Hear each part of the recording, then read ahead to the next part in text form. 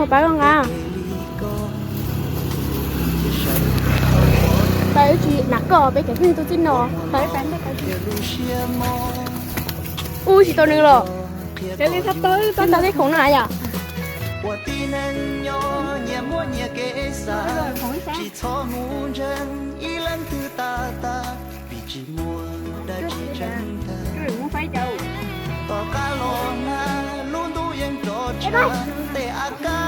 รยังจะลงที่นั่นรู้เชียตูนั่นอยู่ว่าร้องเหนื่อยจะร้องปัวหงรัวเทีย nghe thấy thế nhưng mà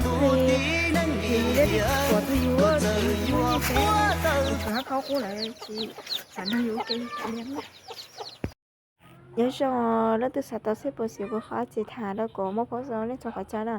nó từ trên một hiện chỉ đã chỉ một chỉ dùng cái gì sản xuất chỉ tao sẽ nọ